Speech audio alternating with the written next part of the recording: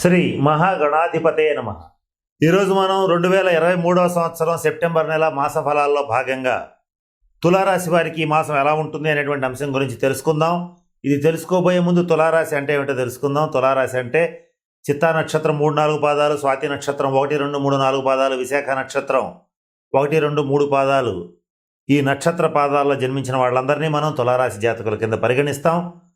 ఈ మాసం తులారాశి వారికి కొన్ని రంగాల్లో ఉండేటువంటి వాళ్ళకి చాలా అద్భుతంగా ఉంది. 1-2 రంగాల్లో ఉండేటువంటి వాళ్ళకి మాత్రం ఏమాత్రం బాగోలేదు. అది ఎవరికి ఏమిటి అనేటువంటి అంశం గురించి తెలుసుకుందాం. అలాగే ఈ మాసం అతి ముఖ్యమైనటువంటి అత్యంత ఉపయోగమైనటువంటి పరిహారాలను కూడా ఈ మాసం తెలుసుకుందాం.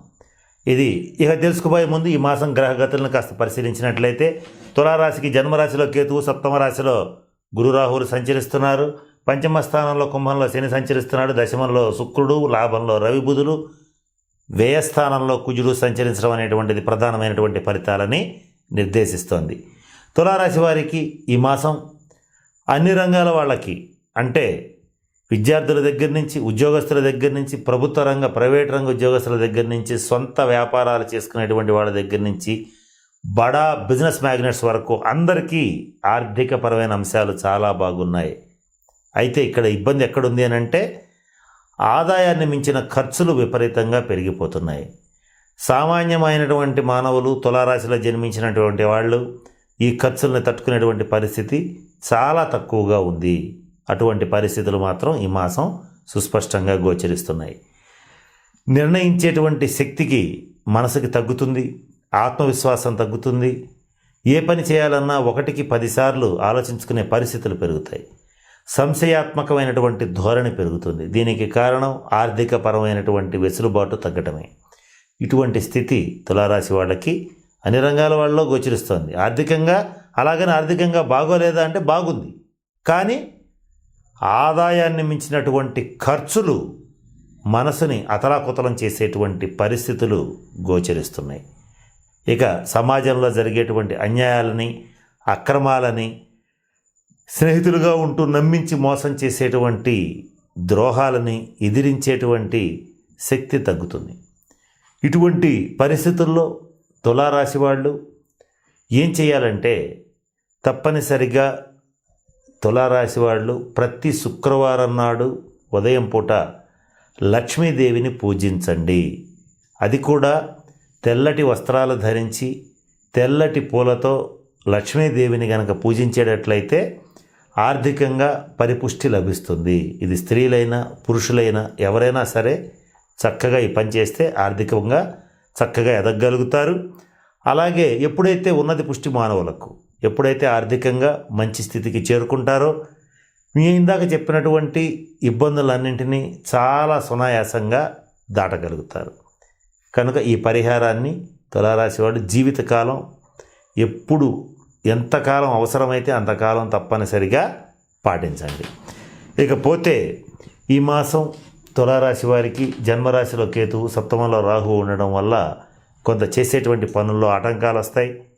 అలాగే ఇక్కడ సప్తమ రాశిలో ఉన్నటువంటి గురుగ్రహ సంచార రీత్యా, అట్లాగే దశమంలో ఉన్న శుక్రగ్రహ సంచార రీత్యా ఈ తులారాశి వాళ్ళు ఎవరైతే వివాహ ప్రయత్నాలు చేస్తుంటారో వాళ్ళకి చక్కటి సంబంధాలు కుదురుతాయి. మీరు ఊహించిన దానికంటే మంచి సంబంధాలు కుదురుతాయి. మీ స్థాయి కంటే పెద్ద స్థాయి సంబంధాలు కుదురుతాయి. ఈ విషయంలో ఈ మాసం తులారాశి వాళ్ళు అదృష్టవంతులని చెప్పవచ్చు. అలాగే మరొక విషయంలో కూడా తులారాశి వాళ్ళు అదృష్టవంతులు అవుతారు. అదేంటంటే నూతనంగా గృహం కానీ, వాహనం కానీ, స్థిర చరాస్తులు కానీ తప్పనిసరిగా కొనుగోలు చేస్తారు. అది కూడా తులారాశి స్త్రీల పేరు మీద ఎక్కువగా ఆస్తులు కొనుగోలు చేసే అవకాశాలు పుష్కలంగా గోచరిస్తున్నాయి. తర్వాత లాభస్థానంలో ఉన్నటువంటి రవి బుధుల సంచార రీత్యా ఏ పని చేసినా సరే మీ మాటకు ఎదురుండదు, మీకు తిరుగుండదు. అటువంటి పరిస్థితులు గోచరిస్తున్నాయి. ఇక అన్ని గ్రహాలు యొక్క పరిస్థితులు బాగున్నాయి. నేను ఇందాక చెప్పినటువంటి ఆ ఇబ్బంది పోవటానికి నేను చెప్పినటువంటి లక్ష్మీదేవి పూజ, లక్ష్మీదేవి ఆరాధన చేయండి. మీకు కలిసొచ్చేటువంటి వారం శుక్రవారం. పూజించవలసినటువంటి అదృష్ట దైవం లక్ష్మీదేవి. కలిసొచ్చేటువంటి సంఖ్య 6. అలాగే మీకు వ్యతిరేకమైనటువంటి సంఖ్య 8. ఏమాత్రం మీరు 8 టోటల్ వాడద్దు. అట్లాగే ఈ తులారాశి వాళ్ళు మీరు తప్పనిసరిగా ఈ మాసం చేయవలసినటువంటి పరిహారం ఏమిటంటే వెండి గ్లాసులో పాలు తాగండి. ఇది మరి ముఖ్యంగా శుక్రవారం నాడు తాగితే ఐశ్వర్యప్రదం, అట్లాగే ఆరోగ్యకరం. ఈ ఒక్క చిన్న పరిహారాన్ని తులారాశి వాళ్ళు చేసేటట్లయితే చక్కటి శుభ ఫలితాలని పొందగలుగుతారు. ఇకపోతే ఈ మాసంలో ఈ కుజగ్రహ సంచారం అనేటువంటిది కాస్త వ్యతిరేకంగా ఉంది. అంటే ఖర్చులు అదుపు తప్పుతాయి. ఈ చేసేటువంటి ఖర్చులు కూడా మంచి పనులు ఖర్చు చేస్తే పర్వాలేదు, దుర్వ్యయం అవుతుంది. అంటే కొంతమందికి వ్యసనాల రీత్యా ఖర్చు అవుతుంది, కొంతమందికి ఆరోగ్య రీత్యా ఖర్చు అవుతుంది, కొంతమందికి కుటుంబ రీత్యా ఖర్చు అవుతుంది. ఇటువంటి ఖర్చులు అనేటువంటివి ఏర్పడతాయి. వీటి రీత్యా కొంత మానసిక ఆందోళనకి గురవటం అనేటువంటిది జరుగుతుంది. ఏది ఏమైనప్పటికీ తులారాశిలో నేను చెప్పిన 2-3 పాయింట్స్ మినహా మిగతా అన్నిటికీ బాగుంది కనుక ఏదైనా కొత్త ప్రాజెక్ట్ చేపట్టాలన్నా, కొత్తగా వ్యాపార వ్యవహారాలు ఏమన్నా చేపట్టాలన్నా ధైర్యంగా చేపట్టవచ్చు, ముందుకు వెళ్ళవచ్చు. ఇక ఎవరికి బాగోలేదు అనేటువంటి విషయాన్ని ఫస్ట్లో నేను ప్రస్తావించాను. అదేంటంటే రాజకీయ రంగంలో ఉన్నటువంటి తులారాశి వాళ్ళకి ఈ మాసం ఎంత మాత్రం బాగోలేదు. మరి ముఖ్యంగా అధికార పక్షంలో, ప్రతిపక్షంలో ఉన్నటువంటి ముఖ్యమైన నాయకులకి, తులారాశి నాయకులకి ఈ మాసం పూర్తిగా వ్యతిరేకంగా ఉంది.